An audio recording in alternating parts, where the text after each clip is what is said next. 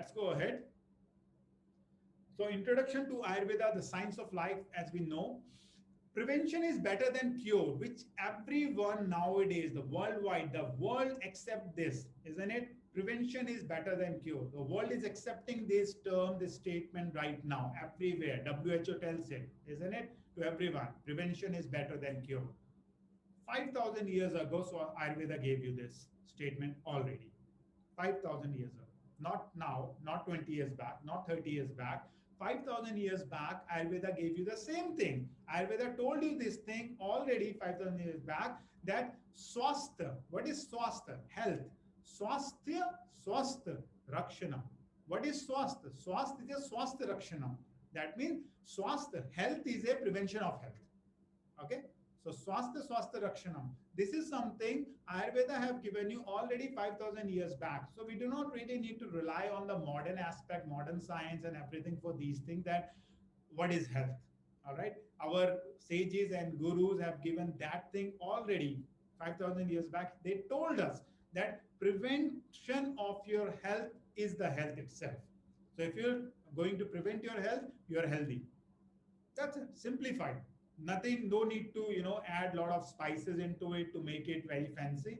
You really don't need to make, kind of chatpata. Normally we like, isn't it, to add a lot of spices and things into the food to make it a little bit fancy. We don't need that. Simple term and simple kind of definitions which are used in our Ayurveda a long time back, which we were not using, but now world is accepting it. And the best part is, everyone, not only in India, but everywhere. Being Indian also, I would say that many of us are not following these regimens, these foundations, these kind of valuable knowledges of yoga and Ayurveda in our lives. But now everywhere worldwide, not only in India, but outside also, people are starting to follow Ayurveda and yoga. Now it is booming. Slowly and gradually, Ayurveda is also spiking up, right? Just like yoga. Like yoga have boomed in like few decades.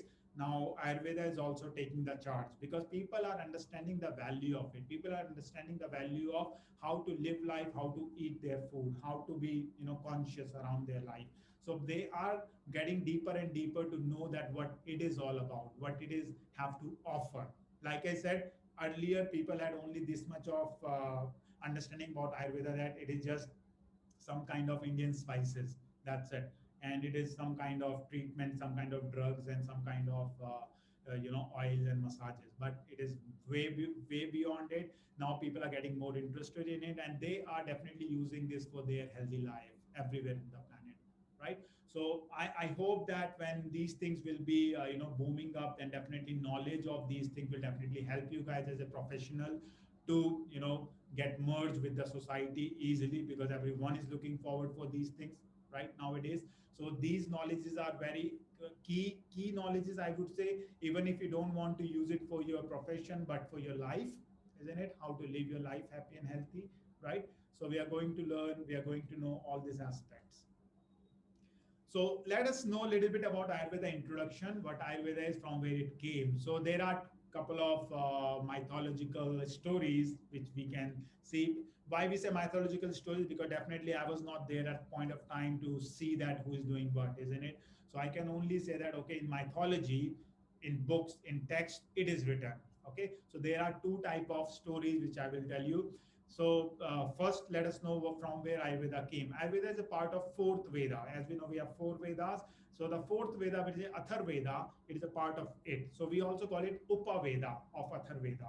Okay, it is a sub part of it. It's a very deeper, very long and very in depth, that sometimes we also call it fifth Veda, Ayurveda. But it is not definitely fifth Veda. It is the part of fourth Veda. Okay. So the term Ayurveda is a combination of two words, which is Ayush and Veda. All right. In a simple term, Ayurveda means the science of life. The term is used to denote a system of human medicine. Okay. Human medicine. And when we say human medicine, so don't take me wrong, or don't take Ayurveda wrong. Again, that Ayurveda is only drugs. Ayurveda, drugs means what? Medicine, right? Drugs is not that drugs. Okay. Not line ones. Okay. Not this ones. Drugs means medicine. Okay. And when we talk about drugs in Ayurveda, food is a drug. Food is a medicine. Okay. Ayurveda says food is a medicine. All right. So whenever we are talking about drug in Ayurveda, we are talking about food. Whenever we are talking about medicine in Ayurveda, we are talking about food. Okay. So don't take it wrong that Ayurveda is just dealing with medicines. No. What is medicine in Ayurveda? It is food only. Okay. We are taking food as a medicine. This is what Ayurveda is talking about. So when we are talking about this aspect, that means Ayurveda is saying eat your food wisely. Don't put petrol in diesel car and vice versa. Okay. So whatever car you have to put that petrol only in that car. You never put even that petrol of the petrol car in the engine box. You never do that. You have separate engine oil for it, isn't it? So we know that all these things for the machines. Same thing we need to know for ourselves also. What to put where. Okay. This mouth, which is the you know only and only area from where we put the food inside, we need to think before the food comes here. Okay, why it is going inside. Okay, that's what we are going to talk about. Well, it is not just that, just let it come inside without even knowing that what is happening in surroundings. Okay, so not just that things are laying in front of you and you just keep on popping things inside, not that. So there are few stories. So the one of the stories that it came from Brahma. It came from Brahma, the Brahma Dev. Okay, the four-faced deity. He gave this knowledge to Daksha Prajapati, who was his son. Then Ashwini Kumar. Ashwini Kumar was the son of gods. He gave to Ashwini Kumar. Then Ashwini Kumar gave to some Dhanvantri. Dhanvantri gave to Indra. Indra gave to Bhardwaja. And similarly, like this, slowly and gradually, century by century, it kept on moving ahead. So if you will go a little bit more deeper into it, the origin of Ayurveda, then as per the mythology, the same story. So according to mythology, the Brahma, the creator of the whole world, he memorized the whole Ayurveda even before the creation. Even before the creation, he memorized whole Ayurveda and codified into a text with 1 lakh sentence, or you can say slokas. He taught the science to one of his son, Daksha Prajapati, and he in turn taught to the Ashwins. Ashwins are the twins of twin sons of God, or twin sons of God's son, or you can say God's son, or you can say son.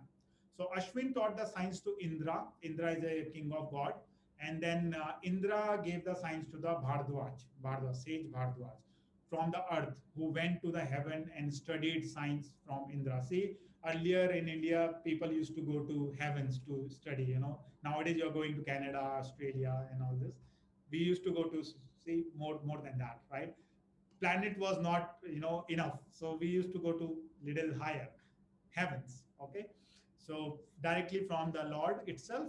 So then he came back to the earth and taught their disciples, and one of the disciples was Atriya, and then he taught this to Agnivesha, who later wrote classes, treatises of Ayurveda, and these treatise becomes time honored. However, as to who bought the science from Indra, there are still very different opinions in various treatises, and as we know that no one was there, right, who might be here at this point of time also, who can easily tell us that no, I have seen that, I am a pratyaksh praman for this, that I have seen that in front of me, my eyes, no one is there, right?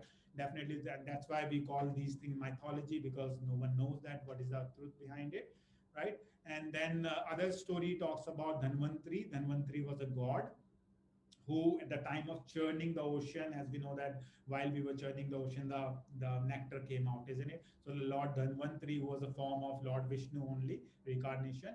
You can say a form of Lord Vishnu. He came with this. So according to the mythology, there is one more story about Amrit pot, or the nectar, which came out from the ocean after churning the ocean with the help of Lord Vishnu's snake. And the mountain was held on the big tortoise back to prevent it from drowning. And from both sides, gods and demons started churning the ocean. And then the Dhanvantri was the god, came out from the ocean, which is called one of the incarnation of Lord Vishnu itself. So Dhanvantri was the Lord representing as healer of all illness and diseases. So that's why in Ayurveda, we pray for Dhanvantri. Okay, we have a prayer of Dhanvantri god. We have a chantings of Dhanvantri, okay, in Ayurveda. So having 4 hands and holding Shank, on the top left hand, which represents all five elements of the universe, holding Amrit pot on the lower hand, left hand side, which is called a divine nectar. Then Sudarshan Chakra on the top right hand, which represents the removing of any diseases or illnesses. And then leech, the leech on the bottom right hand, which represents surgery or treatment. Because you know that in Ayurveda also, there is a lot of surgeries or a lot of treatments are done by leech, especially the blood type of thing. If you have some, bad blood inside somewhere, so you in Ayurveda they apply leech on that area, and leech sucks out all those bad purity from the blood. So it is from that movement you can see that it is not very new that people are using leech, but it is very ancient, right? So a leech is representing surgery or treatment of that time.